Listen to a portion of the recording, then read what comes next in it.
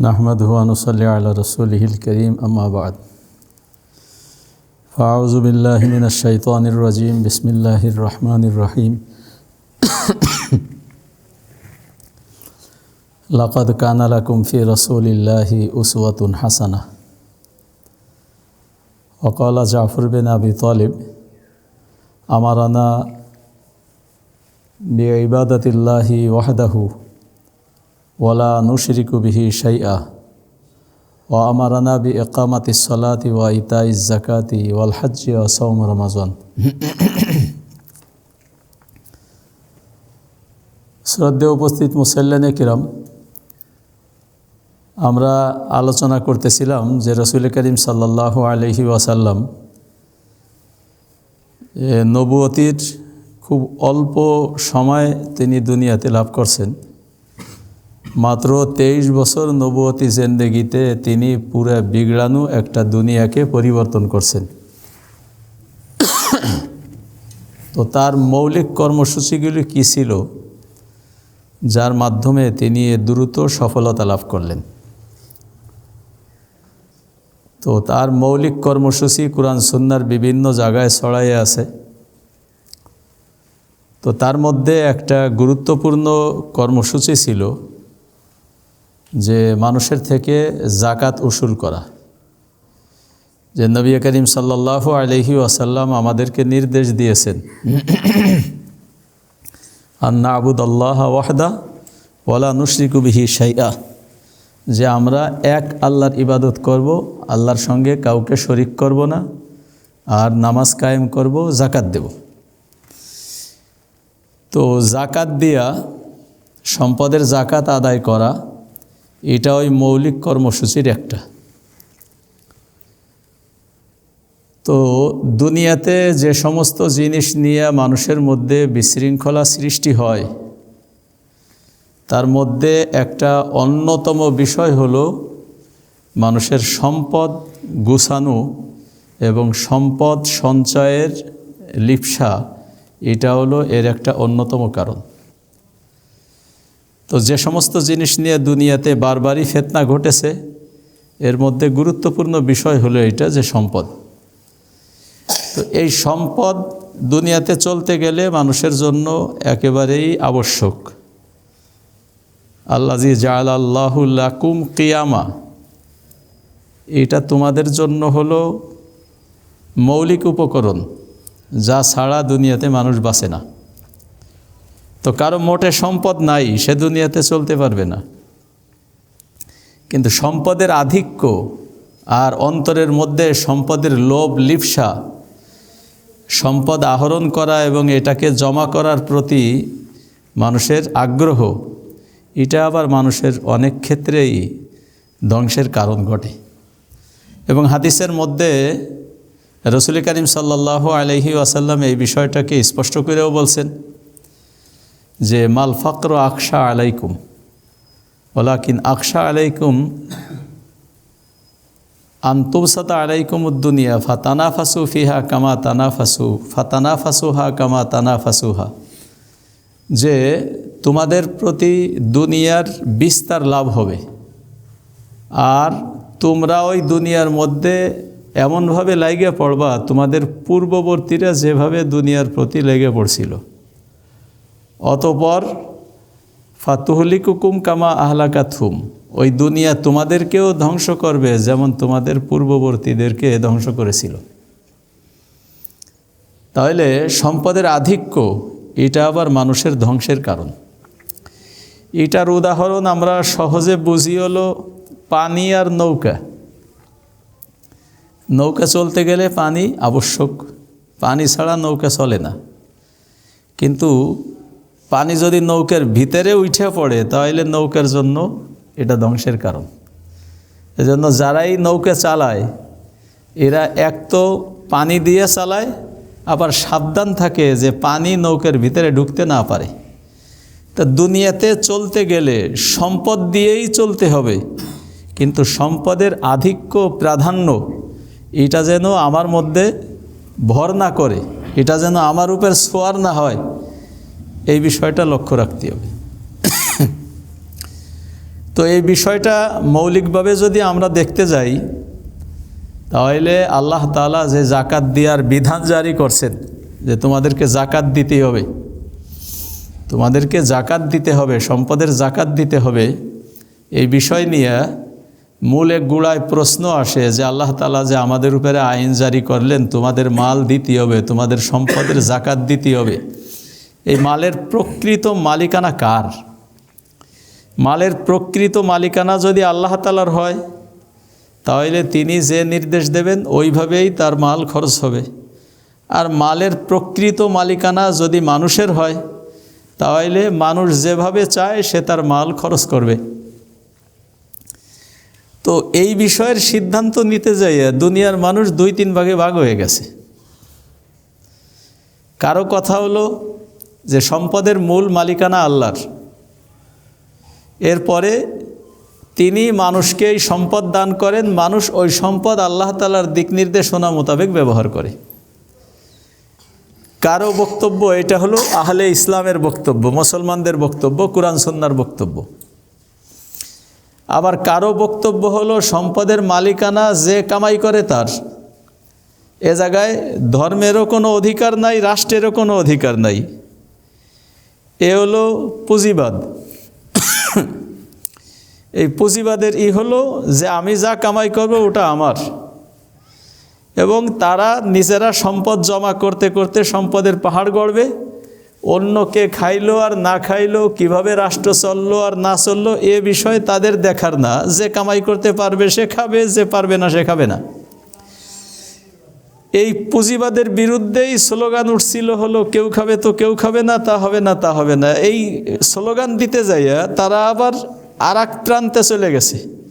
আর এক প্রান্তে চলে যাইয়া তারা কইছে সম্পদ কোনো ব্যক্তির মালিকানার না, সব সম্পদের মালিকানা রাষ্ট্রের। কাজেই তুমি যা কামাই করবা ওটা রাষ্ট্রীয় কোষাগারে দিবা, রাষ্ট্র সবাইরে এখান থেকে খাবার দেবে। তাহলে মৌলিকভাবে 3টা দিক হয়ে গেছে। যে পুঁজিবাদের বক্তব্য হলো সম্পদ যে কামাই করে তার, আর সমাজতন্ত্রবাদ যারা, এদের বক্তব্য হলো যে যাই কামাই করুক ওর মূল মালিকানা রাষ্ট্রের। আর ইসলামের বক্তব্য হলো ঠিক এর মিডিল পয়েন্টে। বাইরে কিটা কথা কয় তা ফিরে আর দরজার আটকাই দিকে, ওই দরজার আটকাই দিই।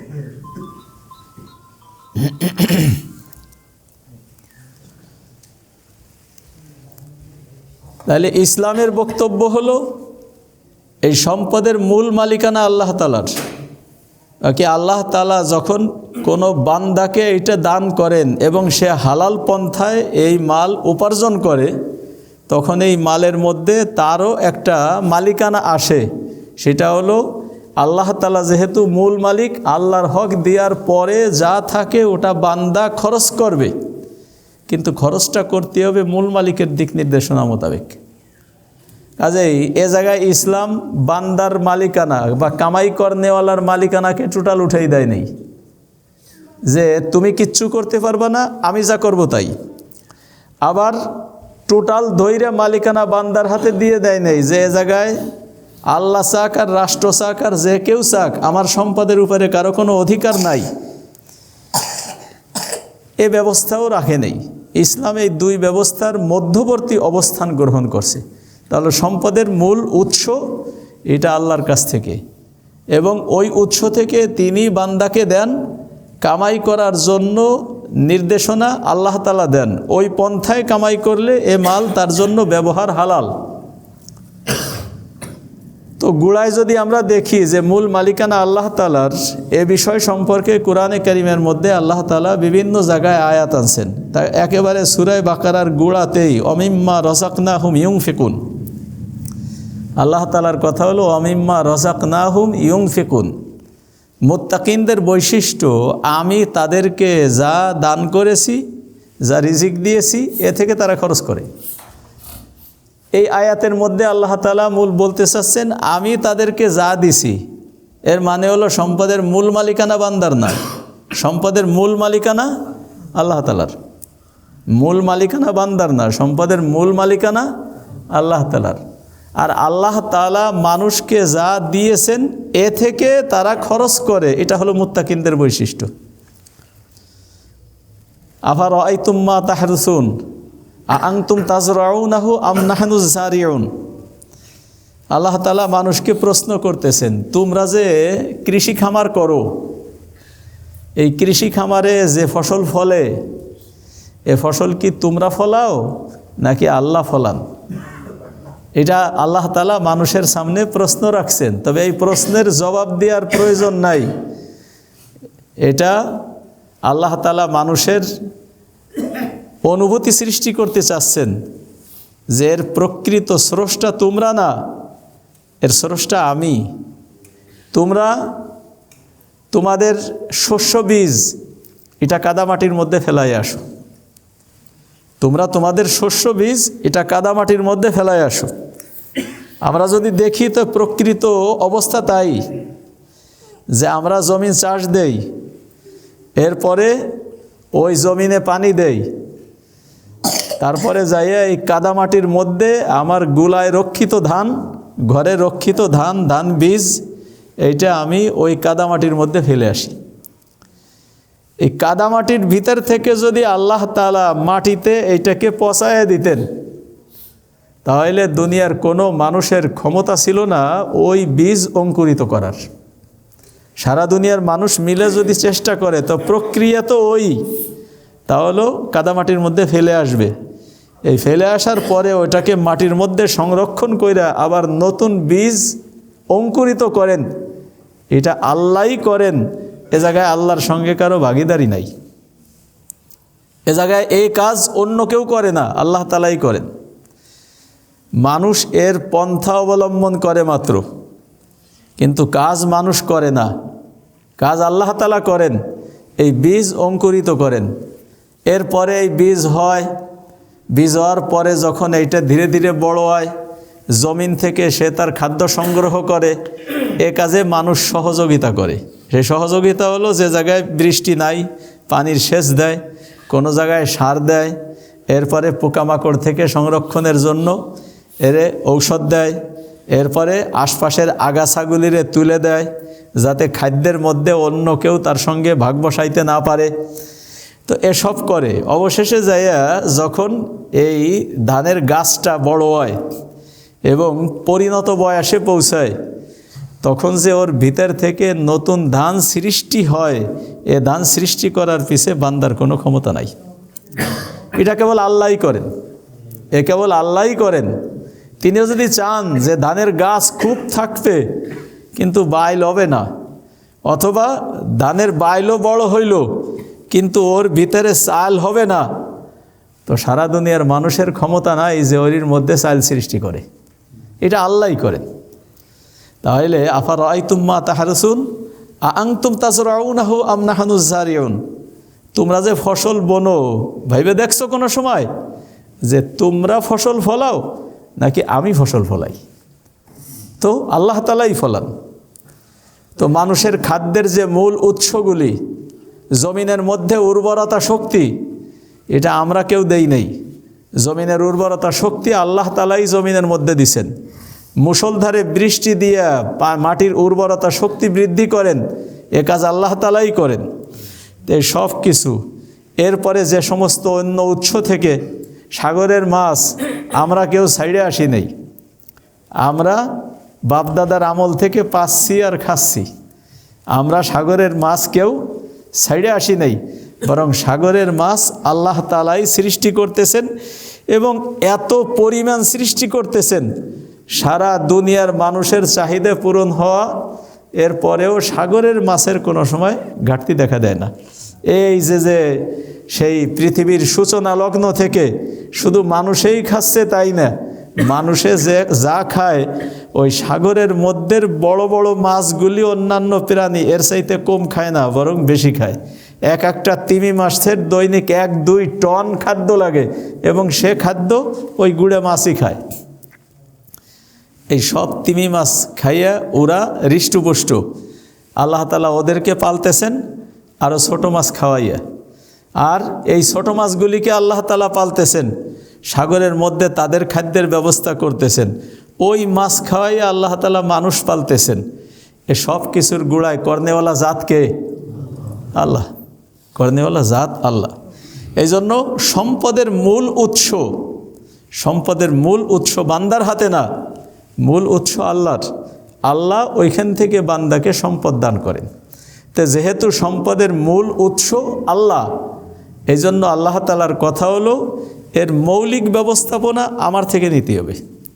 এরপরে তুমি এইটারে কামাই করবা, আমার সূত্র একটা, তাহলে তোমার কামাই হতে হবে হালাল পথে, তার মানে আমার দেয়া দিক নির্দেশনায়। বাকি এই হালাল পথের মধ্যে তুমি ব্যবসা করবা না চাকরি করবা না কৃষি করবা না অন্য কিছু করবা, সে পথ তোমার সামনে খোলা। সেই পথ তোমার সামনে খোলা, তুমি এর যে কোনো পথ অবলম্বন করতে পারো, কিন্তু খেয়াল রাখতে হবে এই আমার মূল নীতি লঙ্ঘন করতে পারবে না। এবার আল্লাহ তাআলা মানুষকে যে সম্পদ দান করছেন, এই সম্পদের মধ্যে আল্লাহ তাআলা শুধু কামাই করনেওয়ালা ব্যক্তির রিজিক রাখেন নেই, ওইটা খুলে আবার লাগাকে, শুধু কামাই করনেওয়ালা ব্যক্তির রিজিক আল্লাহ তাআলা রাখেন নেই, বরং এক একজন কামাই করনেওয়ালার সাথে আল্লাহ তাআলা অনেকের রিজিক জুড়াই দিয়েছেন, অনেকের রিজিক জুড়াই দিয়েছেন। দেখা যায় আমরা এই জায়গায় চাকরি করি, তা চাকরি কইরা আমি যে বেতন পাই, এই বেতনটা কেবল আমার একার রুজি হিসেবে দিয়া না,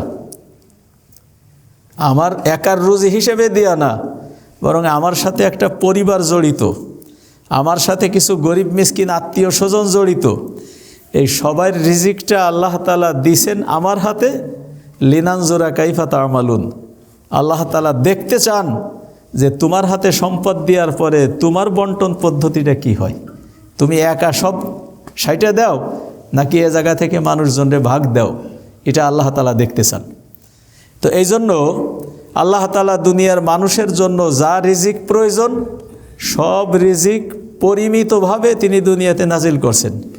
বিভিন্ন জায়গায় যে মানুষ না খাইয়ে মরে, এটা অন্যরা সম্পদ জমা করে রাখার কারণে ঘাটতিটা আর এক জায়গায় দেখা দেয়। এই জন্য সোমালিয়ার মানুষ না খেয়ে মরে, তো আমেরিকার মানুষ তিমি মাছরে গমের বস্তা ফেলায়, তা ওই তিমি মাছরে গমের বস্তা ফেলানোর কারণেই আর এক জায়গায় মানুষ না খেয়ে মরতেছে। তাহলে এই জাতীয় যে অসম বন্টন, এই অসম বন্টনের কারণে হলো দুনিয়াতে দুর্ভিক্ষ দেখা দেয়। যে অন্যথায় সারা দুনিয়ার মানুষের জন্য যা প্রয়োজন আল্লাহ তাআলা ঘোষণা দিছেন, ওয়াইম মিন শাইইন ইল্লা ইনদানা খাজাইনু ওমা নুনাজ্জিলুহু ইল্লা বিকাদারিম মালুম। এমন কোনো বস্তু নাই যার খাজানা আমার কাছে রক্ষিত না, তবে আমি দুনিয়াতে প্রেরণ করি পরিমিতভাবে। তো ওই যে আল্লাহ তাআলা পরিমিতভাবে দুনিয়াতে নাজিল করেন, প্রত্যেক ব্যক্তির কাছে আল্লাহ তাআলা তার রিজিক দিয়ে দেন না, কিছু মানুষের কাছে তার রিজিক দেন, আর কিছু ক্ষেত্রে অন্য মানুষের রিজিক আর একজনের কাছে আল্লাহ তাআলা দিয়ে দেন, তার মাধ্যমে ওদের রিজিক বন্টন হবে। বুখারী শরীফে এক হাদিসের মধ্যে আসছে, ইন্নামা তুনসরুন আও ক্বাল তুরযাকুন বিযুআফাইকুম, তোমাদেরকে সাহায্য করা হয় অথবা তোমাদেরকে রিজিক দেওয়া হয় তোমাদের দুর্বলদের কারণে।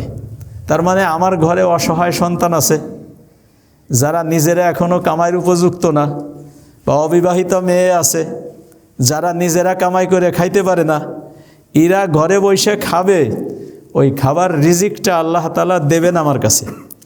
এখন আমার কাছে যে দিছেন, এ কথার অর্থ এইটা না যে আমি কামাই করছি কেউরে ভাগ দেব না, আমি এই জায়গা থেকে একা খাবো, তোরা খাইলি খাবি, না খাইলি না খাবি, তার বিষয়টা সেরকম না, বরং আল্লাহ তাআলা আমার হাতে রিজিক দিছেন, এটা আমার রিজিকও, আর আমার দায়িত্বে কিছু মানুষ আল্লাহ তাআলা দিয়ে দিছেন তাদের রিজিকও।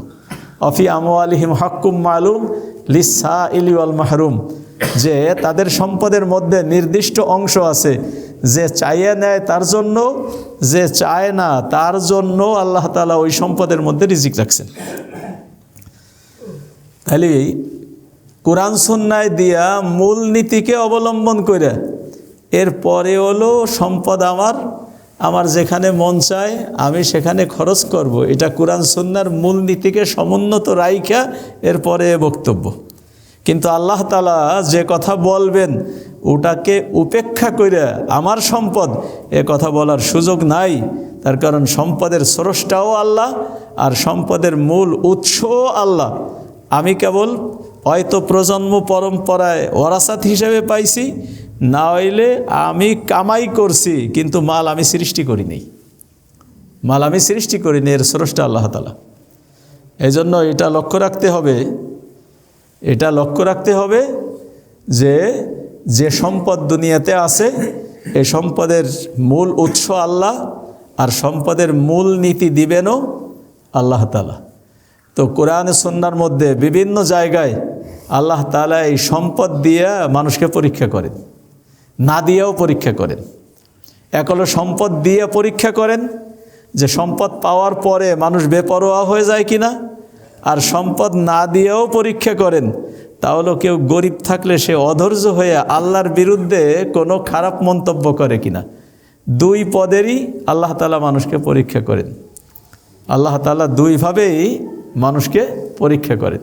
রাসূল করিম সাল্লাল্লাহু আলাইহি ওয়াসাল্লাম এই কথাই বলছেন যে আল্লাহ তাআলা চাইছিলেন উহুদ পাহাড় আমাকে স্বর্ণে পরিণত করে দেবেন, কিন্তু আমি সেটা গ্রহণ করি নাই। বরং আমি চাই আমি এক ওক্ত খাবো, আল্লাহর শুকরিয়া আদায় করব, আর এক ওক্ত পাবো না, না খায়ে থেকে সবর করব। এক ওক্ত খাবো, আল্লাহর শুকরিয়া আদায় করব, আর এক ওক্ত পাবো না, তো আমি সবর করব। তো সবর এবং শুকুরের মাধ্যমে আমি আমার জিন্দেগি পার করতে চাই। উহুদ পাহাড়কে স্বর্ণে পরিণত করে দেওয়া হবে, এটা আমার প্রয়োজন নাই। তো আল্লাহ তাআলা এই মানুষকে পরীক্ষা করেন যে তুমি সম্পদ কামাই করতেছো, এই সম্পদ কামাইয়ের কারণে তোমার মধ্যে যেন এই মানসিকতা সৃষ্টি না হয় যে সম্পদের যথাচ্ছা ব্যবহারের পূর্ণ ক্ষমতা তোমার হাতে, তা কিন্তু না। বরং সম্পদ তুমি কামাই করছো, সম্পদের উৎস হলেন আল্লাহ, আর সম্পদের স্রষ্টাও আল্লাহ। আল্লাহ তাআলা তোমাকে দিছেন, হালাল পন্থায় তুমি সেইটাকে গ্রহণ করো। এর পরবর্তী পর্যায় তাহলে তোমার হাত পর্যন্ত যখন সম্পদ পৌঁছেছে, ধরে নিলাম তুমি এর মালিক। আচ্ছা, এবার তোমার সাথে আমার মালিকানার পরিবর্তন হবে। তাহলে আমি জান্নাত বানায় রাখছি, আর তুমি সম্পদ কামাইয়া জমা করে রাখছো। আমি জান্নাত বানায় রাখছি, আর তুমি সম্পদ কামাই করে জমা করে রাখছো। তোমার ওই সম্পদ কতদিন, ওই সম্পদ তোমারে ছাড়বে, নাহলে তুমি সম্পদ ছাড়া কবরে যাবা। এই পর্যন্ত হয়তো সম্পদ তোমারে ছাড়বে। বহু বহু মানুষের বহু টাকার ছিল, কিন্তু হঠাৎ করেই দেখা গেছে রাতারাতি শেষ। তো হয়তো সম্পদ তোমারে ছাড়বে, আর তা না হইলে তুমি মৃত্যুবরণ করার মাধ্যমে সম্পদকে ছাড়বা। এই পর্যন্ত হলো দুনিয়াতে তোমার সম্পদ। যখন তুমি কবর জগতে চলে আসবা, তখন ওই সম্পদ তোমার 2 পয়সারও কোনো কাজে আসবে না। ওর চাইতে আমি তোমার একটা ব্যবসার প্রস্তাব দিচ্ছি, একটা ব্যবসার প্রস্তাব দিচ্ছি। কি ব্যবসা? ওই তোমার ধ্বংসশীল সম্পদ যা ক্ষণিকের ব্যবহারে তোমার কাছে আসতে পারে, এটাও ওর ফায়দা পাবা না না পাবা অনিশ্চিত। এই যদি আমারে দিয়ে দাও, তাহলে স্থায়ী জান্নাতের নিশ্চয়তা আমি তোমাকে দিচ্ছি। স্থায়ী জান্নাতের নিশ্চয়তা আমি তোমাকে দিচ্ছি। এবার এই ব্যবসায় যদি কেউ রাজি হয়, আর রাজি না হওয়ার কোনো কারণ নাই, তার কারণ এটা এত সস্তা বেচা যে আজ যদি বলা হয় যে 1 টাকা দিয়ে ওই আমেরিকার নিউ ইয়র্ক শহরে একটা বিশাল রাজপ্রাসাদ কে আসো কেনার জন্য, তাহলে দুনিয়ায় এমন কোনো মানুষ পাওয়া যাবে না যে কেনার জন্য লাইন না দেয়। তো এই 1 টাকা দিয়ে ওই জায়গায় রাজপ্রাসাদ পাওয়া, এটা যতটা মানুষ লাভবান ব্যবসা বলে মনে করে, লাভবান ক্রয় বলে মনে করে, সারা দুনিয়ার সহায় সম্পদ সব কিছু দিয়ে যদি বিনিময়ে জান্নাত পাওয়া যায়, তাহলে এর চাইতে অনেক বেশি লাভের। তার কারণ জান্নাতে সর্বশেষ যে মানুষটা প্রবেশ করবে, এই মানুষটার জান্নাতের পরিধির কথাও হাদিসের মধ্যে আসছে, লাকা মিসলুদ দুনিয়া ও আশারত আমসালি। তুমি দুনিয়ার সমপর্যায়ের, অতঃপর এর চাইতে আরও 10 গুণ তোমাকে দান করা হবে। এ হলো যে ব্যক্তি সবচাইতে পরে জান্নাতে গেল। আর জান্নাতের দাম কেমন? কাল্লামাউজি ও সাউতিন ফিল জান্নাতি খৈরুম মিনাদ দুনিয়া ওমা ফিহা।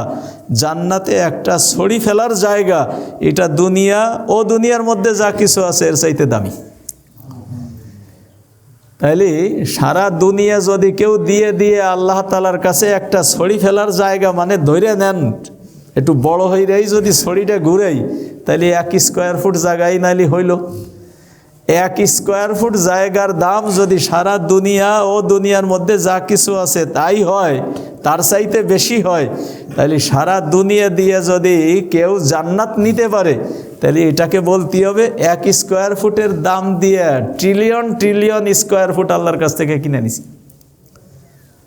তো আল্লাহ তাআলা বলতেছেন, ইন্নাল্লাহ হাশতারা মিনাল মুমিনিন আনফুসাহুম ওয়া আমওয়ালাহুম বিআন্না লাহুমুল জান্নাহ।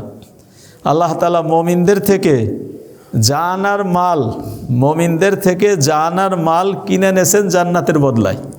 তার মানে মুমিন, তুমি যদি তোমার জান, যেটা মূল মালিক তুমি না, তোমার জানটাও দিয়া আল্লাহর, আর তোমার মাল এরও মূল মালিক তুমি না, এরও স্রষ্টা আল্লাহ, কিন্তু আপাতত তোমার ব্যবহারের জন্য আল্লাহ তাআলা এটা দান করছেন। মালের ক্ষেত্রেও তাই, জানের ক্ষেত্রেও তাই। জানেরটা বোঝার জন্য একটা সহজ উদাহরণ বোঝেন, তা হলো জানের মালিক যদি বান্দা নিজে হইতো, তাহলে আত্মহত্যা করা কোনো পাপ হওয়ার কথা না। আমার জান আমি রাখলাম না, নাকি কোন আমার জান আমি রাখলাম না, এটা জায়েজ হওয়ার কথা ছিল, যে এই অধিকার আমার আছে। কিন্তু আত্মহত্যা হারাম, মহাপাপ। এর কারণ কি? কারণ হলো তুমি যে জান্ডারে ক্ষয় করলা, ওই জান্ডার মালিকানা তোমার না, ব্যবহারের অধিকারটা কেবল তোমাকে দেওয়া হয়েছিল।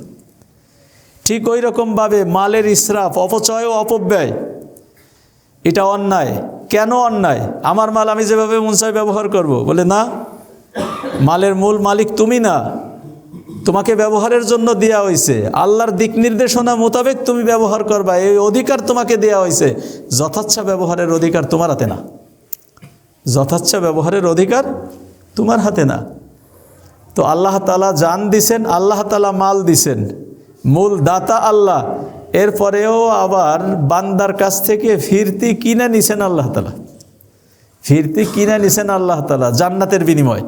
ইন্নাল্লাহ হাশতারা মিনাল মুমিনিন আনফুসাহুম ওয়া আমওয়ালাহুম বিআন্না লাহুমুল জান্নাহ ইউকাতিলুনা ফি সাবিলিল্লাহ ফায়াকতুলুন ওয়া ইউকতালুন। যে আল্লাহর রাস্তায় যুদ্ধ করবে, আল্লাহর রাস্তায় জিহাদ করবে, প্রয়োজনে জান দেবে, প্রয়োজনে মাল দেবে। কারে দেবে? যে মালিক আমার থেকে কিনে নিয়ে গেছে তারে দিবে। কেউ যদি আমার কাছ থেকে কোনো কিছু কিনে নিয়ে যায়, তো কিনে নিয়ে যাওয়ার পরে যদি তিনি চান যে আমার মাল ডেলিভারি দাও, কারণ আমি যদি কই না দেবো না, তাহলে তো বেচা কিনা থাকলো না। যদি তিনি চান তাহলে ডেলিভারি দিতেই হবে, এর নামই তো বেচা কিনা। তা আমি যদি দেওয়ার জন্য তৈরি থাকি, তো আল্লাহ তাআলা বলছেন দিয়া তোমার লাগতেও পারে, নাও লাগতে পারে। বাকি কথা, তুমি যদি দেওয়ার জন্য তৈরি থাকো, তাহলে ফাস্তাবশিরু বিবাইকুমুল্লাযী বায়াতুম বিহি। যে বেচা কিনা আমার সঙ্গে করছো, স্বাভাবিকভাবে দেখা যায় যে বেচা কিনাতে যে খুব লাভবান হয়, সে চায় বেচা কিনাটা ভাঙ্গে না যাক। আর বেচার পরে যে দেখে যে এটা ঠগা হয়ে গেছে, সে চায় কোনো অজুহাতে বেচা কিনাটা ভাঙ্গে যাক। অনেক ক্ষেত্রে এমন হয় যে বিলেন জমি 1 লাখ টাকা বিঘা, একজনের কাছে 5 বিঘা বেচে দিছি 5 লাখ টাকায়। মাত্র কয়দিন পরে সিদ্ধান্ত হয়েছে যে এই জায়গা দিয়ে হাইওয়ে যাবে, আর এ জায়গার দাম এখন ওর 1 কাঠার দাম 5 বিঘার সমান, 1 কাঠার দাম 5 বিঘার সমান। তো বেচে দিছি, এখনও দলিল করে দেই নেই। এইবার কিন্তু দেখেন গড়িমসি করবেই। হ্যাঁ, না তুমি ঠিক সময় মতো আসো নেই, যে সময় তোমার আসার কথা ছিল, তো তোমার সাথে আমার আসলে বেচা কিনা হয় না, ইত্যাদি ইত্যাদি কায়দা কইরে কোনো ক্রমে ও নাকি কয় যে আচ্ছা ঠিক আছে, তা আমি নিলাম না। তাইলে কইলে ও এইবার ভিন্ন পরিকল্পনা এ জমির উপরে আটতে পারে। আর এমনি যদি বদদিন মানুষ হয়, তো কথার দলিল করে দেই নেই, যাও তোমার সাথে কোনো বেচা কিনা নাই, বাংলায় কয়ে দেবে। আর যদি মোটামুটি দিনদারের লেভেল থাকে, তাহলে যাইয়া কোনো কৌশলে যদি ভাঙ্গে, তাহলে ভাঙলেই খুশি হবে। তখন আল্লাহ তাআলা দিলেন জান্নাত বেইছে, বিনিময় হলো আমাকে জানমাল। এখন মানুষের মনে এই একটা সন্দেহ আসতেই পারে, কোন ফাঁকে না আবার আল্লাহ কয়ে বসে যাও বেচলাম না। আল্লাহ তাআলা বলতেছেন, দেখো তোমরা যদি তোমাদের কথার উপরে অটল থাকো তাহলে আমি আমার জান্নাত দিতে তৈরি আছি। কাজেই আমার পক্ষ থেকে তোমরা নিশ্চয়তা শুনে নাও, তাহলে আমি আমার জান্নাত দিয়া থেকে পিছপা হব না যদি তোমরা তোমাদের জানমাল আমাকে বিলাই দিতে তৈরি থাকো। তাইলে মমিনের জানমাল আল্লাহর দিয়া, আবার ফিরতি আল্লাহরই কিনা। আল্লাহ তাআলা কিনে নিয়ে মমিনকে জান্নাত দিতে চান দুনিয়াতে যদি মমিন তার জানমাল আল্লাহকে দিতে তৈরি থাকে। তাই এর মধ্যে জাকাত, এই জাকাতটা হলো মমিনের মাল আল্লাহকে দেবে, বিনিময়ে আল্লাহ তাআলা তাকে তার নিজের জান্নাত মমিনকে দিয়ে দেবেন। তো আল্লাহ তাআলা এর মাধ্যমে বান্দাকে পরীক্ষা করেন, দুনিয়ার সম্পদের উপরে তোমার মহব্বত বেশি নাকি আল্লাহ তাআলা যে জান্নাত তোমার জন্য প্রস্তুত করে রাখছেন ওই জান্নাতের তোমার প্রয়োজনীয়তার মহব্বত বেশি। এই মাল দিয়ে তুমি আল্লাহ তাআলার কাছ থেকে জান্নাত নিয়ে নিতে পারো যদি আল্লাহ তাআলা যেভাবে বলেন তুমি তোমার মাল সেইভাবে খরচ করো।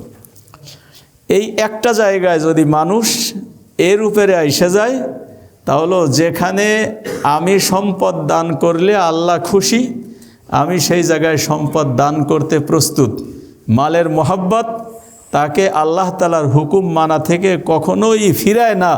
এই অবস্থায় যদি মানুষ আইসে যায় তাহলে সম্পদ নিয়ে, সম্পদ কেন্দ্রিক দুনিয়াতে যে সমস্ত মারামারি, হানাহানি, হিংসা, বিদ্বেষ এসব কিছুই দুনিয়ার থেকে বিদায় নিয়ে যাবে অতি সহজে।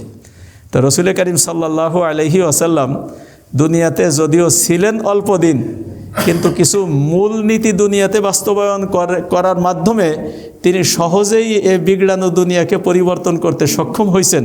তো এই মূলনীতির মধ্যে একটা বড় মূলনীতি হলো এই, তা হলো যে সম্পদের মহব্বত যেন তোমাকে আটকায় রাখতে না পারে, বরং আল্লাহ তাআলার দিক নির্দেশনা মোতাবেক তুমি তোমার সম্পদ আল্লাহর রাস্তায় দান করো। এই শিক্ষা মানুষকে দিতে সক্ষম হয়েছে। তো এই শিক্ষার মধ্যে গুরুত্বপূর্ণ দিক হলো যে কমপক্ষে জাকাত পরিমাণ সম্পদ, এটা যার সম্পদ আছে সে অবশ্যই দেবে। আর যদি কেউ বেশি পারে তাহলে যে যত বেশি দেবে সে তার অংশটাকে কিয়ামতের ময়দানের জন্য বাড়াইয়া রাখলো। এমনকি যদি কেউ নিজের প্রয়োজনটুক রাইখা বাকি সবটুক আল্লাহকে দিয়ে দেয় তাহলে সবটাই সে আখেরাতে পাবে, অনেক গুণ বাড়াইয়া পাবে। ওই জন্য এক আয়াতে সাহাবায়ে কিরামের জিজ্ঞাসা, ওয়াসআলুনাকা মাজা ইউনফিকুন কুলিল আফওয়া, যে তারা জিজ্ঞাসা করে যে কি খরচ করব, মানে কি পরিমাণ, আপনি বলে দিন প্রয়োজনের অতিরিক্ত যা আছে সব আল্লাহর রাস্তায় খরচ করে দাও, তাহলে বিনিময়ে তুমি ওই জায়গায় অনেক বড় দান পাবা। এজন্য দুনিয়াতে আল্লাহ তাআলা যাদেরকে এই সম্পদ দিছেন, জাকাত ফরজ হইলে অবশ্যই তার জাকাত আদায় করবে। জাকাত ফরজ যদি নাও হয় তাহলে সম্পদের মহব্বত যেন কৃপণতাকে ডেকে আনতে না পারে, এর জন্য সবসময় দানের হাতকে মুক্ত রাখা, দানের হাতকে খোলা রাখা, এই বিষয়ে কুরআন সুন্নাহে বহু জায়গায় তাকিদ করা হয়েছে। আল্লাহ তাআলা আমাদের তৌফিক দান করেন যাতে আমরা আমাদের সাধ্য অনুযায়ী দ্বীনের পথে খরচ করতে পারি। আমিন। আখির দাওয়ানা আলহামদুলিল্লাহি রাব্বিল আলামিন। হ্যাঁ, সুন্নাত পড়ি।